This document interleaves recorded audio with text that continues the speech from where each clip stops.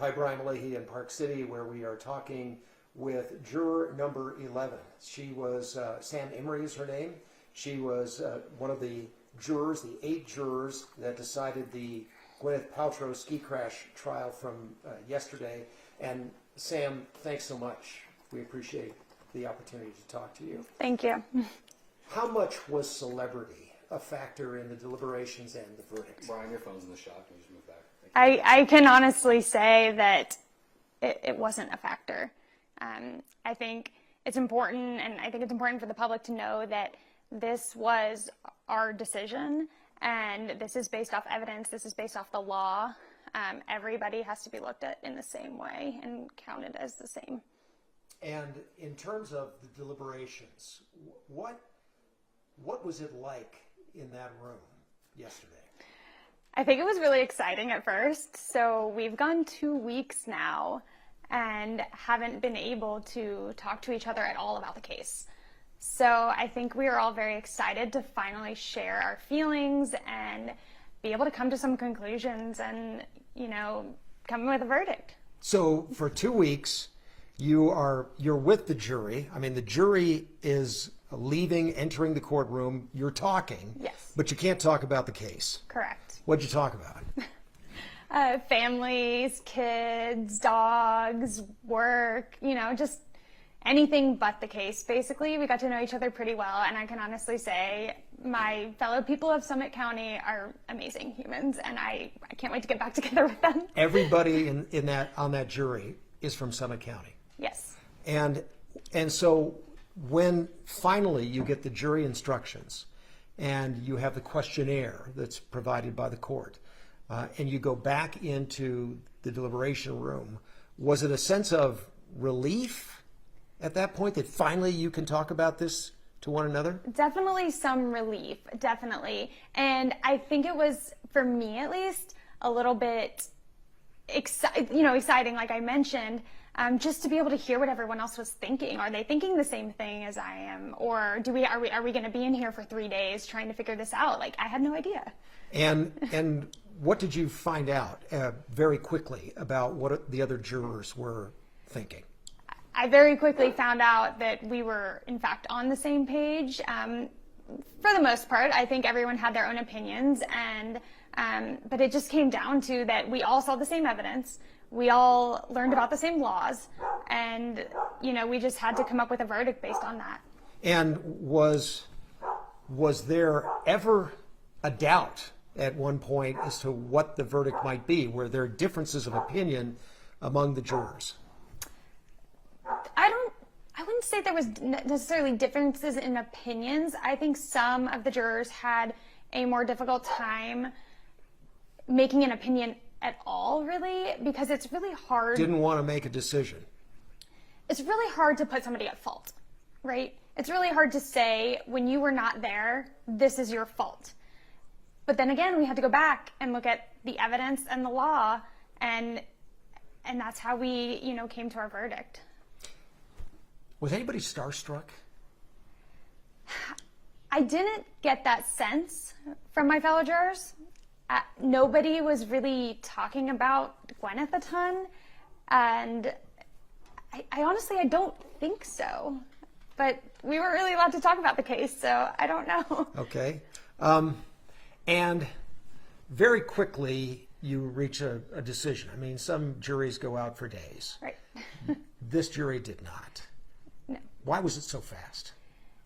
I think we had enough evidence, and it really, so 8 days of this was not just about who did this, it's about the damages, right? So all we needed to decide was who was at fault.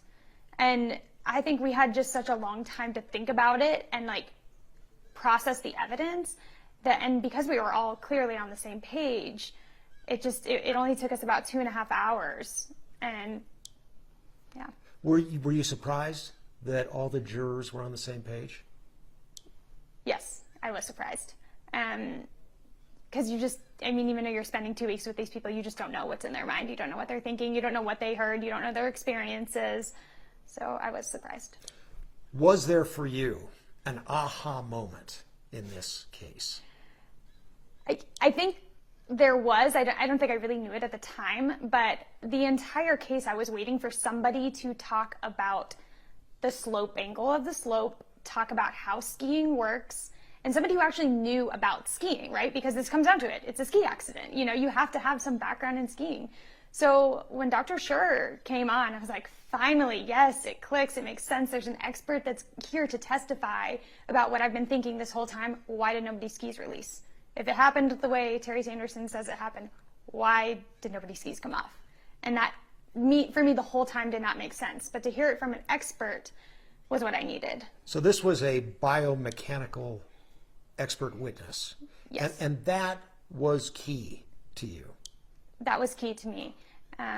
He has a lot of background in snow science or snow safety, and he could really speak to how much force it would take at which point on the ski to make the skis release.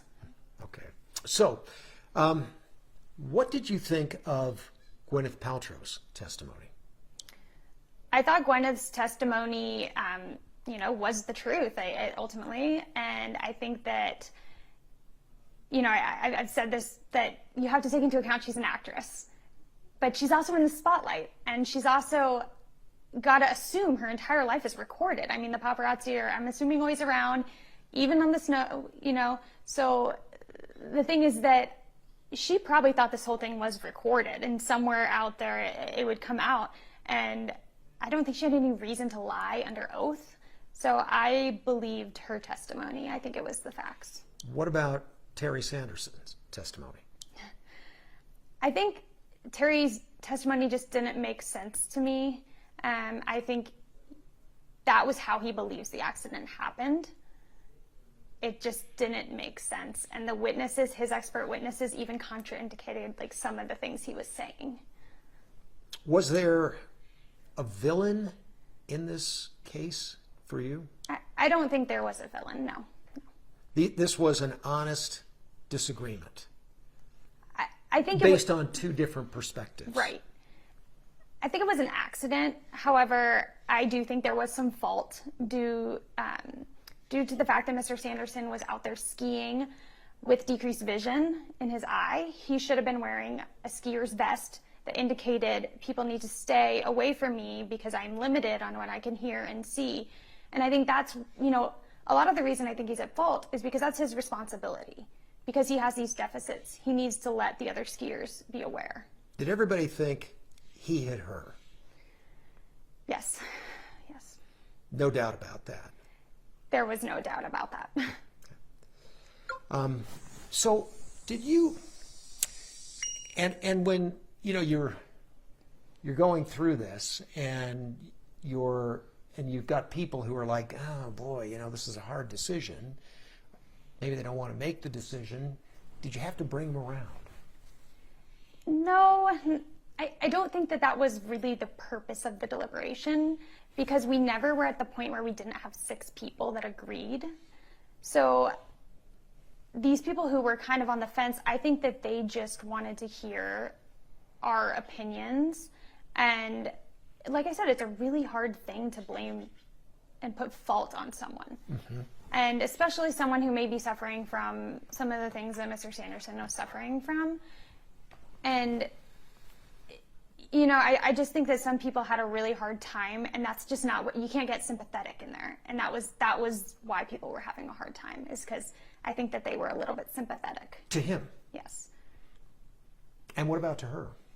Oh, definitely. I mean, I think we were sympathetic for both of them. I mean, we're humans. Yeah. But we can't let that affect us in our decision making.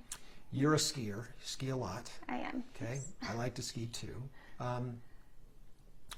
Could you believe that a ski crash led to all of this? No. And I think that's a big takeaway. And I think it's going to change things in the ski industry. Even today I was skiing and I noticed new signage up saying, stay 15 feet away from everyone.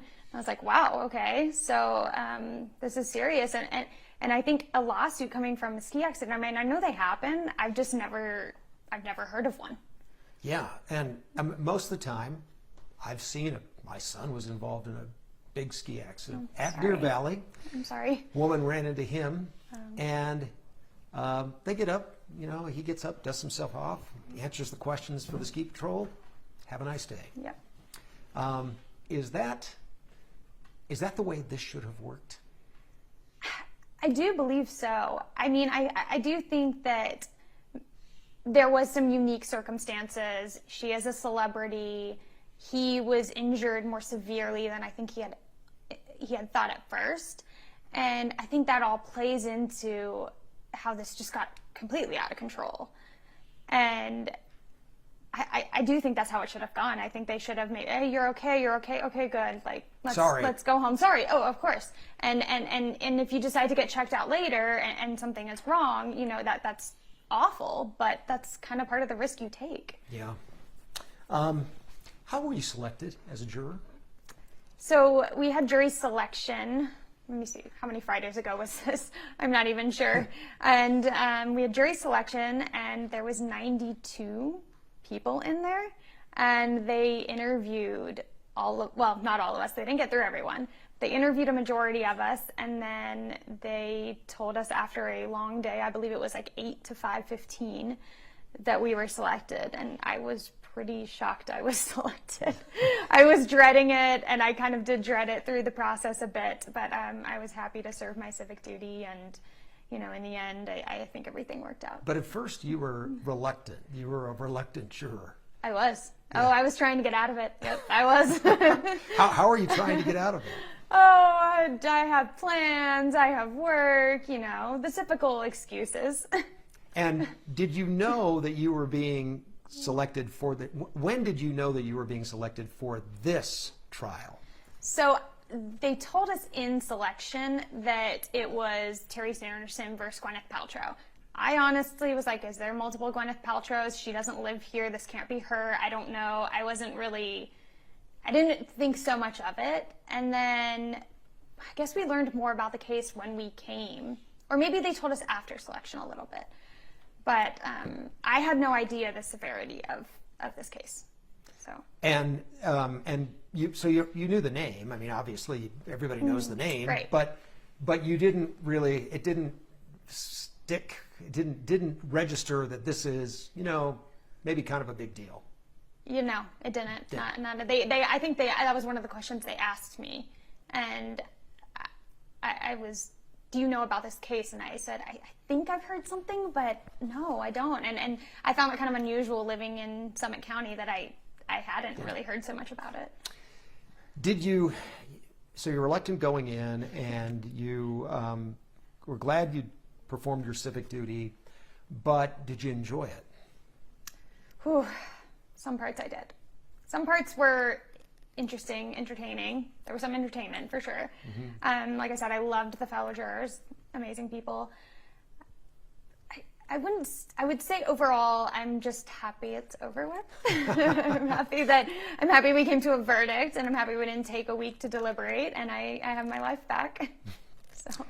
What about the judge and the lawyers? Oh, the judge is amazing. I think we might have a juror reunion, and he's definitely invited. And the lawyers, well, that was the entertainment. I'll just say that. There was a lot of arguing. That's a lot of arguing. You're talking about the arguing in court, or you're talking about the arguing among the jurors? Not between the jurors, okay. Between the lawyers, about how much time they were getting, or how many interruptions, or the sidebars. You know, there was just a lot of conflict between them, and it was pretty clear to us that it was getting out of control there. Did you think the lawyers performed well or not so well? I think they did their job. You know, I'm not a lawyer, so I don't really feel that I can really speak to that. Mm-hmm. Okay. There was a comment yesterday by one of the attorneys for Terry Sanderson who said, look, you know, the only person who saw this was Mr. Roman. And he was the only witness to this accident, and he said she hit him. Did that matter to you? I didn't. So we didn't find him to be a credible witness. So there was a lot of. Why not? There was a lot of factors. So his color blindness kind of played into that. He said he couldn't clearly tell who was who when they were all scrambled together. He was 50 feet away. He also kind of claimed that he heard a scream and then he turned, meaning he wouldn't have actually seen the collision, which is the same testimony that Eric Christensen gave. And Eric Christensen didn't pretend like he saw it. He said, I didn't see the accident, but I saw the aftermath. And gave all the details around that. And so I think parts of his story were just inserted to kind of bring it together. And it just wasn't credible. And there was a lot of things he said that I didn't find could have been true. The loss of consciousness for 2 minutes and not doing anything, you can't watch somebody lay in the snow unconscious for 2 minutes and not try to get them up. Christensen was credible. I believe Christensen was credible. Credible, okay. These new ski signs that you saw today, Yes. you hadn't seen them until today. I didn't notice them until today. I see. Okay. They may have been there. They may have been there. They may have been there. Yes. And this, do you suspect this is a direct result of this trial? I would think so, because I think more than ever, we just have to be careful, and you don't know what kind of situations you can get yourself into just trying to have a good time out there on the mountain. Yeah. Would you ever want to do something like this again? Be a juror in a high-profile case with a celebrity that attracts all kinds of attention? Is it something you would relish doing again? No. I'm hoping this is my one and done. I am really hoping that.